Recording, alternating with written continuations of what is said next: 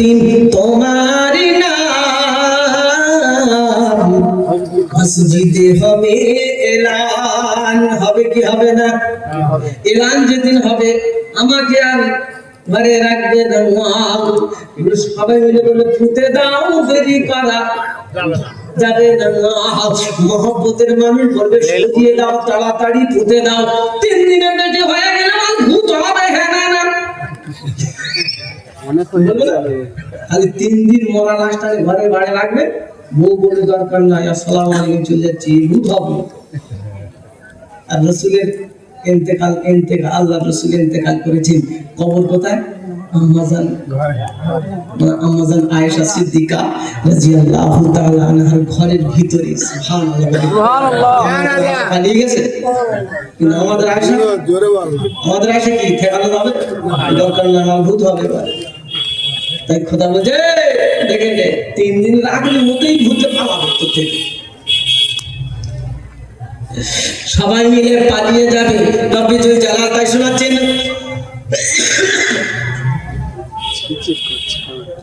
যালিকাল ইয়াউমুল হক ফামান শাআ আত্তাখাযা ইলা রাব্বিহি মাআবা। পারা নাম্বার 30, সূরার নাম সূরা নাবা, আয়াত নাম্বার 38। যেরকম সুবহানাল্লাহ, যালিকাল ইয়াউমুল হক ফামান শাআ আত্তাখাযা ইলা রাব্বিহি মাআবা। ওই দিনটা হলো খাঁটি দিন, ওদিন কোনদিন পাল্টাবে না। ওই দিনের কথা স্মরণ রেখে আমি আল্লাহ আমাকে যেন ভুলে যাবি না। ওই ছেলে মেয়ে বিবি বাচ্চা মহব্বতে পড়বি না। বড় বিপদের দিনে রাত তোমার পাশে কেউ থাকবে না। যালিকাল ইয়াউমুল হক ফামান শাআ আত্তাখাযা ইলা রাব্বিহি মাআবা। মাআবার অর্থ হলো ঠিকানা, কোথায় গেলে পাবি না। আর যেখানে গেলে পাওয়া যাবে, মুসলমান সেখানে যাবে না।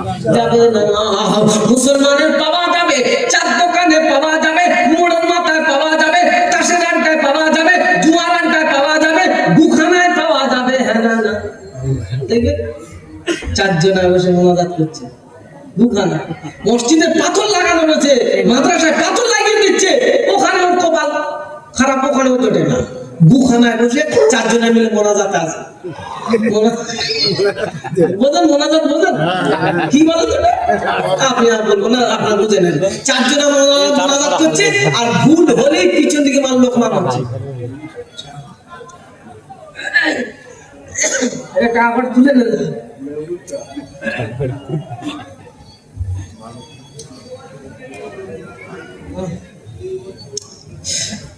মুসলমানের পাওয়া যাবে কোথায়? সব জায়গায় পাওয়া যাবে, খোদার ঘরে পাওয়া যাবে না। আর আমি আল্লাহ বলছি, আমার ঘরে যতক্ষণ পর্যন্ত ঢুকবে না, তোদের কেউ বাঁচাতে পারবে না। সত্যিকারে কিয়ামতে যদি বাঁচতে চাও, আমার ঘরকে, আমার নবীর কারখানাকে ঠিকানা বানিয়ে নাও। নেব ইনশাআল্লাহ? মুখে না বুকে? মুখে না বুকে? মুখে না বুকে? বুকে যদি হয়, জান্নাতের বাগানে বলছেন বুকে। সত্যি তো? পালাবেন না তো? পালাবেন না তো? যে কোরআন থেকে এত মাদ্রাসা মানে আপনার বোঝেন, ওয়াজ শোনার ফের পরে বক্তা আছে। আমার উদ্দেশ্যটা না, মাদ্রাসার উন্নতির জন্য জলসাটা দেওয়া, ঠিক কিনা বাবা? মাদ্রাসার ক্ষতি করার জন্য কি জলসা দেওয়া? আমরা যা করছি ক্ষতি করে দিলাম তো। এত খরচ, এত ছাত্র খায়, কোথেকে আসবে? মোদী সরকার দেবে? সে তো সব আগে তাই কেড়ে নেওয়ার জন্য চিন্তা ভাবনা। এই মাদ্রাসা মুসলমান নেওয়ার জন্য ধান্দায় রয়েছে। আল্লাহ না করুক, তবে ও যত বড় চক্রান্ত করুক না কেন, আমরা যদি ব্যাকে ফিরে আসি, কসম খোদা, যদি জুম্মার দিনে যতটা মুসল্লি হয়, ওই পরিমাণে মুসল্লি যদি ফজরে হয়, ইনশাআল্লাহ আমাদের রাজত্ব আবার আল্লাহ ফিরিয়ে দেবে। হ্যাঁ না? হবে হবে বলে মনে হয়? জুম্মা যদি 100 হয়, ফজরে 1.5 জন, ইমাম সাহেবের তো তুই কি করি কি হবে?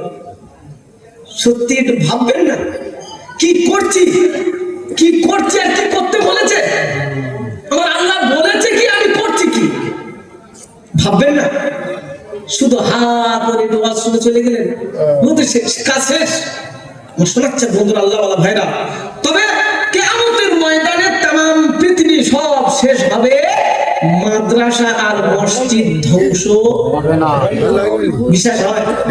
মসজিদ আর মাদ্রাসা ধ্বংস হবে না, আর মসজিদ ধ্বংস হবে না, এর সঙ্গে যারা সম্পর্ক রাখবে তারাও ধ্বংস হবে না।